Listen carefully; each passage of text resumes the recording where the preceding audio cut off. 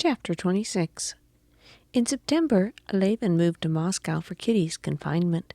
He had spent a whole month in Moscow with nothing to do when Sergei Ivanovich, who had property in the Kachinsky province and took great interest in the question of the approaching elections, made ready to set off to the elections.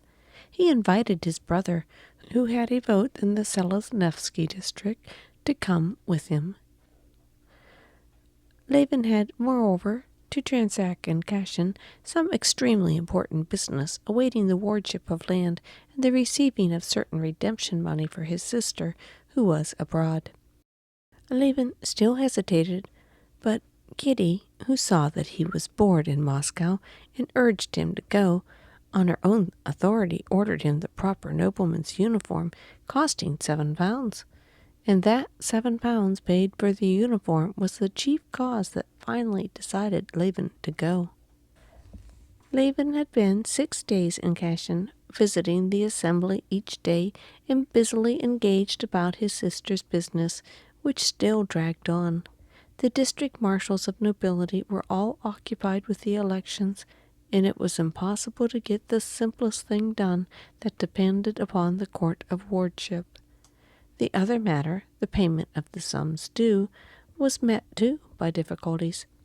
After long negotiations over the legal details, the money was at last ready to be paid, but the notary, a most obliging person, could not hand over the order because it must have the signature of the president, and the president, though he had not given over his duties to a deputy, was at the elections. All these worrying negotiations, this endless going from place to place and talking with pleasant and excellent people, who quite saw the unpleasantness of the petitioner's position, but were powerless to assist him, all these efforts that yielded no result led to a feeling of misery in Levin, akin to the mortifying helplessness one experiences in dreams when one tries to use physical force.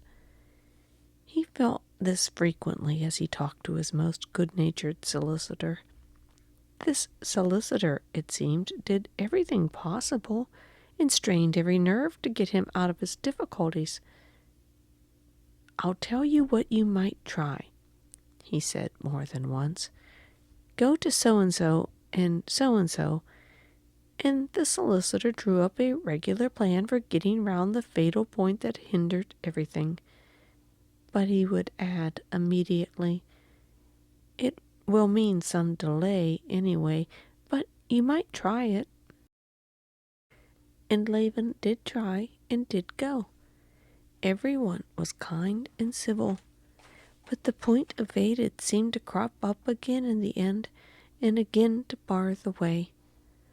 What was particularly trying was that Levin could not make out with whom he was struggling, to whose interest it was that his business should not be done. That no one seemed to know. The solicitor certainly did not know. If Levin could have understood why, just as he saw why one can only approach the booking office of a railway station in a single file, it would not have been so vexatious and tiresome to him. But with the hindrances that confronted him in his business, no one could explain why they existed. But Levin had changed a good deal since his marriage. He was patient, and if he could not see why it was all arranged like this, he told himself that he could not judge without knowing all about it, and that most likely it must be so, and he tried not to fret. In attending the elections, too, and taking part in them, he tried now not to judge, not to fall foul of them, but to comprehend as fully as he could the question which was so earnestly and ardently absorbing honest and excellent men whom he respected. Since his marriage there had been revealed to Levin so many new and serious aspects of life that had previously, through his frivolous attitude to them, seemed of no importance, that in the question of the elections, too, he assumed and tried to find some serious significance. Sergei Ivanovich explained to him the meaning and object of the proposed revolution at the elections.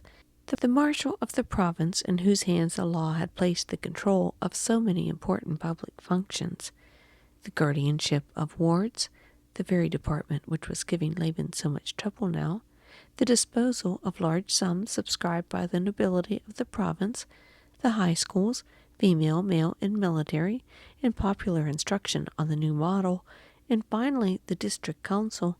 The marshal of the province, Snetkov, was a nobleman of the old school, dissipating an immense fortune, a good-hearted man, honest after his own fashion, but utterly without any comprehension of the needs of modern days. He always took, in every question, the side of the nobility. He was positively antagonistic to the spread of popular education, and he succeeded in giving a purely party character to the district council, which ought by rights to be of such an immense importance. What was needed was to put in his place a fresh, capable, perfectly modern man of contemporary ideas, and to frame their policy so as from the rights conferred upon the nobles, not as the nobility, but as an element of the district council, to extract all the powers of self-government that could possibly be derived from them.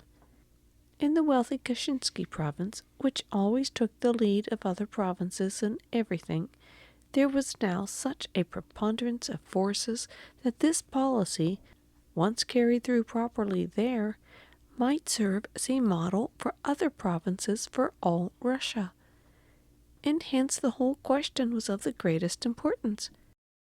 It was proposed to elect as marshal in place of Snetkov either Svatsky, or better still, Nevyastovsky, a former university professor, a man of remarkable intelligence, and a great friend of Sergei Ivanovich. The meeting was opened by the governor, who made a speech to the nobles, urging them to elect the public functionaries, not from regard for persons, but for the service and welfare of their fatherland, and hoping that the honorable nobility of the Kashinsky province would, as at all former elections, hold their duty as sacred, and vindicate the exalted confidence of the monarch. When he had finished with his speech, the governor walked out of the hall, and the noblemen noisily and eagerly, some even enthusiastically, followed him, and thronged round him while he put on his fur coat, and conversed amicably with the marshal of the province. Levin, anxious to see everything and not to miss anything, stood there too in the crowd, and heard the governor say, "Please tell Marya Ivanovna my wife is very sorry she couldn't come to the home." And thereupon the nobles, in high good humor, sorted out their fur coats and all drove off to the cathedral.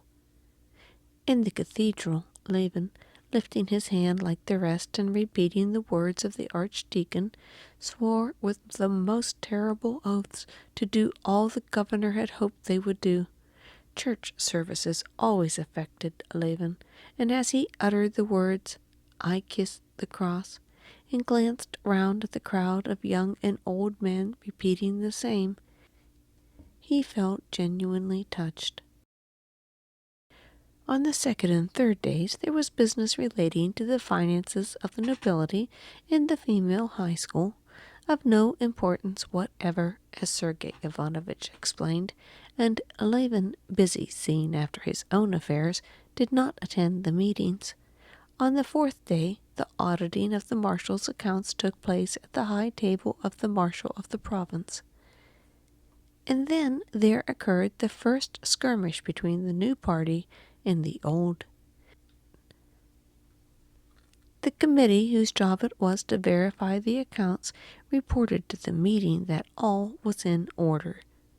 The marshal of the province got up, thanked the nobility for their confidence, and shed tears. The nobles gave him a loud welcome and shook hands with him. But at that instant, a nobleman of Sergei Ivanovich's party said that he had heard that the committee had not verified the accounts. considering such a verification an insult to the marshal of the province. One of the members of the committee incautiously admitted this.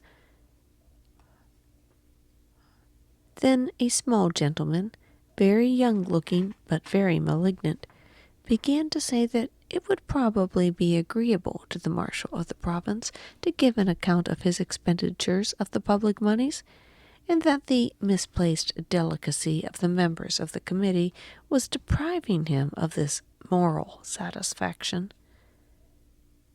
Then the members of the committee tried to withdraw their admission, and Sergei Ivanovich began to prove that they must logically admit either that they had verified the accounts or they had not, and he developed this dilemma in detail.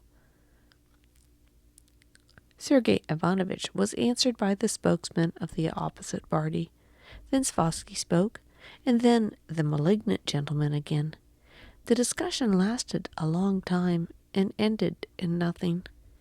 Levin was surprised that they should dispute upon this subject so long, especially as, when he asked Sergei Ivanovich whether he supposed the money had been misappropriated, Sergei Ivanovich answered, "Oh no, he's an honest man."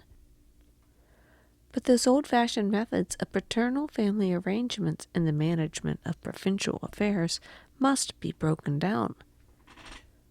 On the 5th day came the elections of the district marshals. It was rather a stormy day in several districts. In the Selivnesky district, Svosky was elected unanimously, and he gave a grand dinner that evening.